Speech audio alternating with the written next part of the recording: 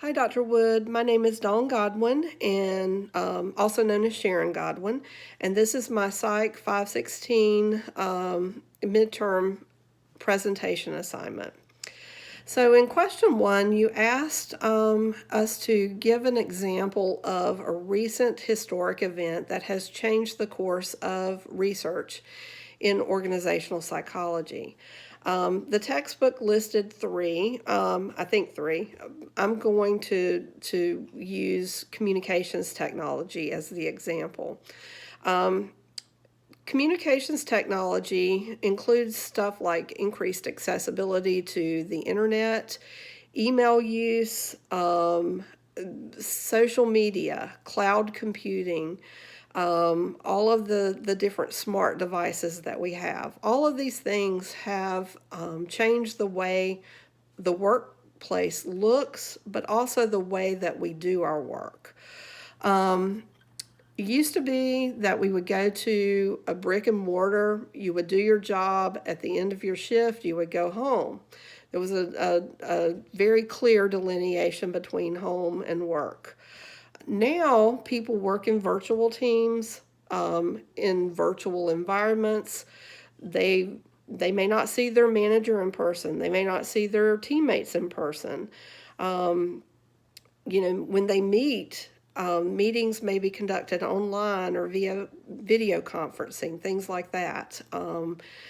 It's really changed the way that we work and changed the way our workplace looks. As mobile technology has developed, and it's developed at a really fast rate, what has been researched or what is being researched is also changing. There's a lot of empirical evidence that does indicate that technology does increase worker productivity. However, with the mobile technology that we have today, and just the increases in that area, have really it's gotten to the point where it's now more difficult to differentiate between work and non-work. So the technology has literally made it possible for us to work 24/7. Because of this, many researchers have turned their focus on studying of issues that are related to not really having clear boundaries between work and non-work. One area of research interest that was mentioned in the textbook is identifying what people can do to separate themselves from work and how they can recoup from the negative effects of working all the time. One of the other things that was mentioned was globalization. As I was reading over the material, one thing that occurred to me was that both globalization and communication technology have evolved really from the same historic event, which was the creation of the internet. Question two asked for a description of the socialization process utilized for graduate students like myself in the program that I'm in, which is Industrial and Organizational Psychology, and then to talk a little bit about whether it's been successful and has it created job embeddedness. I can see elements of Feldman's model of socialization, which was outlined in the textbook, throughout my socialization into graduate school at Liberty University Online.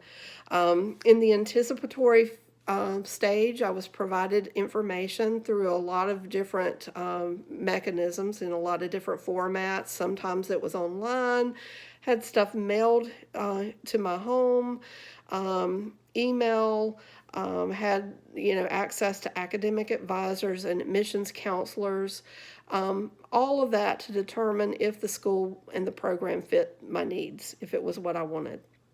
I also personally, I had the benefit of working in a related field in human resources for over 20 years and have been specializing for a good bit of that time in employee relations and diversity and inclusion. So all of that, gave me a pretty good idea of what it was that I was looking for in a graduate program. Another thing that factored into my decision was I wanted to be in a program that where I could learn and study and eventually practice industrial and organizational psychology from a Christian perspective. So that's something that was important to me.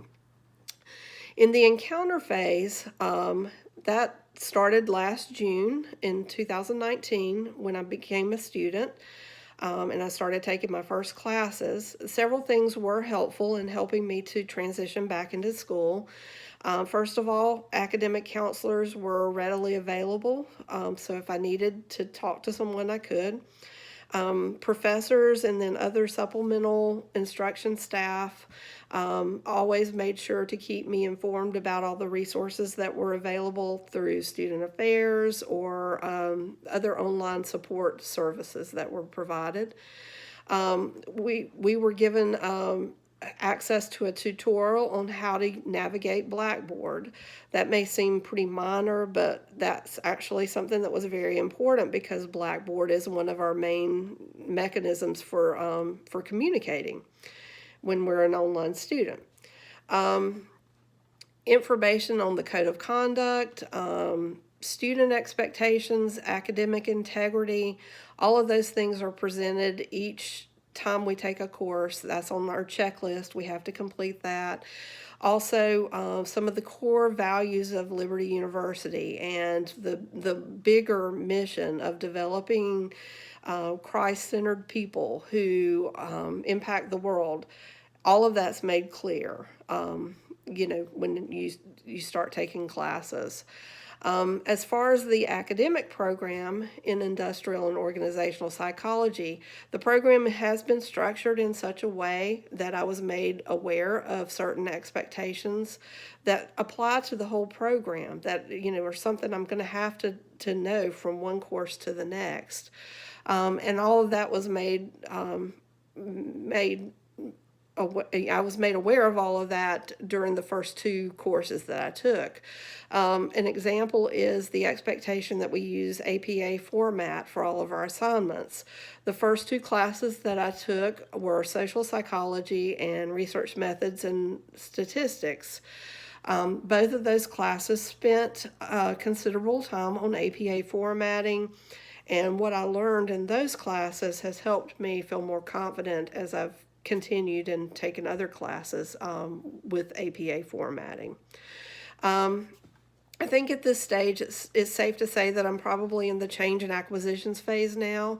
With each, while each course may be a little bit different, learning, use different learning activities or whatnot, the assignments may be somewhat different to kind of keep the program engaging. I do feel comfortable performing all the tasks that are asked of me. So I have a good idea of what's expected, and I feel like I'm capable, that I can complete the assignments. I also feel comfortable talking to others about Liberty University online and even giving recommendations if they want to consider going back to school. I think that the program has been effective in socializing me. One thing that could be improved, I think this is probably a difficult area to socialize in, is just that feeling of school spirit and, the feeling that you're kind of removed from campus life.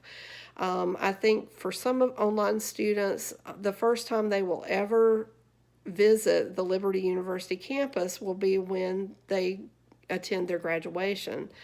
Having some events for online students that would encourage them to visit the campus once in a while might be useful in resolving that aspect of the socialization process. So question number 3 is, how can an organization reduce or prevent work-family conflict? So reducing or preventing work-family conflict or achieving work-life balance is probably, ultimately, I think you could probably say it's up to the individual, but the organization can definitely do some things to help the employee along. First, the organization can look at how the job is designed. I think jobs should be designed so that employees carry out their duties efficiently and effectively. It should not be a source of frustration or stress, not overly so at least. And this could mean utilizing technologies to streamline work activities or making sure that related work processes are aligned and that it's flowing properly. I think that it would be useful for organizations to periodically complete a job analysis or maybe use process improvement methodologies like the Lean Six Sigma um, to ensure that the job design isn't really creating any sort of unnecessary stress or frustration for the employee. The other thing that I thought about was that organizations can establish policies and procedures for areas that might help the employee be more productive and also have more time for family. For instance, providing flexible work options if it's possible. You would want to provide a policy procedure so that everything is very clear and everyone involved would understand. Research does indicate that employees who have options about when and where they're going to work, do have more engagement, more job satisfaction, and it is useful, I think, in reducing and preventing some work-family conflict. An organization may consider offering what the textbook referred to as family-friendly benefits. This could include like an employee assistance program or wellness programming. Have benefits like this is not just beneficial to employees but also to the organization. It can help in the recruiting of better employees, increasing job satisfaction, employee engagement, reducing turnover. It can even have an impact on reducing accidents on the job, or not employees not being absent from work as much. And then lastly, I think cultivating a family-friendly culture, and that would be very much dependent on making sure that your managers and supervisors are supportive, that they are knowledgeable about any programs that are available, and then the policies and procedures associated with those programs, any benefits, and that they, regularly communicate all of this information to employees, make the employees aware, and encourage employees to utilize those things whenever they need to. So question 4 is, it says, imagine that you have to develop a performance assessment program for employee development. What techniques would you use? So in Jackson Britt, they compared and contrasted two models of job performance. One was Campbell's and the other was Murphy's. They also gave the list of 8 ways that performance can be assessed, which comes from Murphy. Those are paper pencil test, job skills test, on-site hands-on test, off-site hands-on test, high-fidelity simulations, symbolic simulations, task ratings, and global ratings. The most common methods used are rating the employee on specific tasks and overall performance ratings.